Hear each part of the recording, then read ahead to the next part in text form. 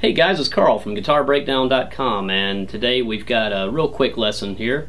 Just focusing on a particular lick that happens in one of the solos from a song called I'm the One. It's on Van Halen's first album, and the little piece that you heard at the beginning was just sort of the first few phrases of the first solo. But the lick is even less than that. I just wanted to look at a particular repetitive 6-note phrase that he plays in this.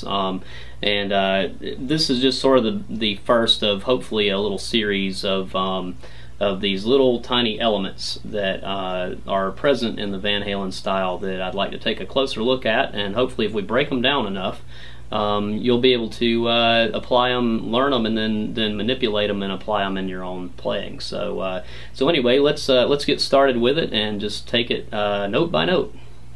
All right, let's break down this this first phrase into a few little segments. It's sort of the second segment that I really want us to focus on here, because that's the lick that I think is kind of cool in this, that could be manipulated into a lot of other things if you're willing to explore it. So the first segment, though, is just a hammer-on a series of 2 strings. So we're going to have D sharp, E, F sharp, so 6, 7, and 9 on the 5th string. And then the next string is going to be G sharp, A, B.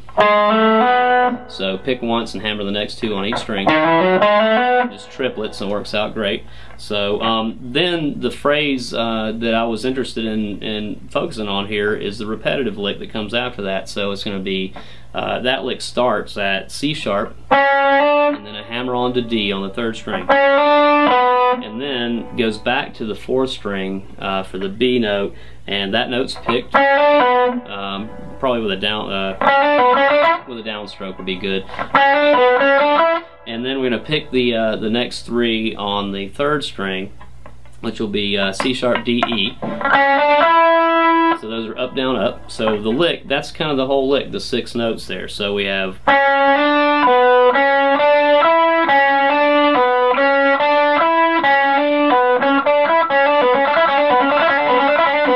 okay, so that little phrase, he repeats it a few times, and then he comes down like the 4th time he does the hammer on it, hooks into a new little sequence of thirds that descends on that same pattern. So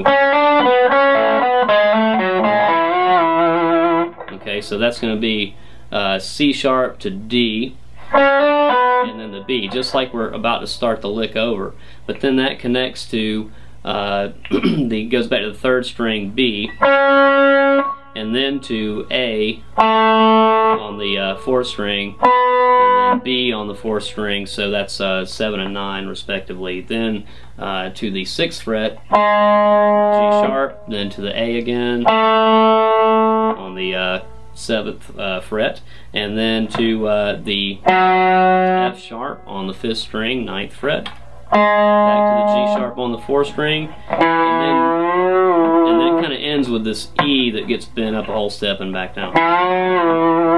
Okay, so the rest of it was really just kind of continuing the phrase. So I really just wanted us to learn that one little lick today. Okay, so the first thing we want to do after we learn a lick like this and build it up to speed is to start finding out what happens when we change the structure of it as far as the intervals. So the lick is natively in this particular solo, it's 1, 2, and 4 as far as the fingers go, and so that's a half step and a whole step on each string. So then if we wanted to take that and turn it into something new, we can simply just change that structure of intervals. So let's just maybe move it. If we move it back, we're in B and we were here. Move it back to the next place back in the scale.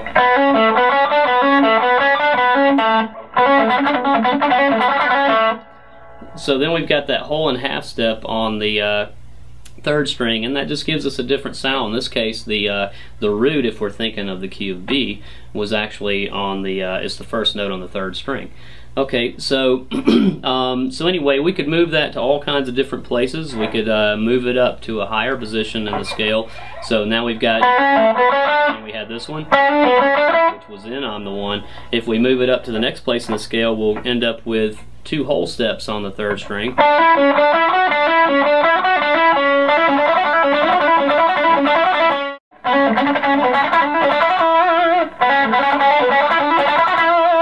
Okay, so if we move it to different places in the scale, we just end up with different finger combinations and different sets of intervals. So the original version is first, second, and fourth for a half step and a whole step. If we go back in the scale and start from the B,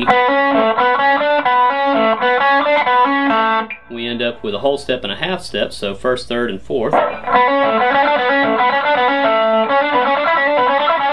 And if we go up in the scale, we would have 2 whole steps on the third string,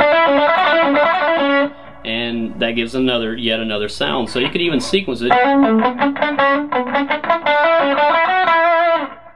Okay, so try changing the lick around a lot of different ways. Experiment with moving it through the scale, and also maybe just check out different ways that Van Halen applies this lick. So if you listen to a song like Spanish Fly from the second Van Halen album, there you'll hear this lick manipulated in 2 or 3 different ways in the same tune.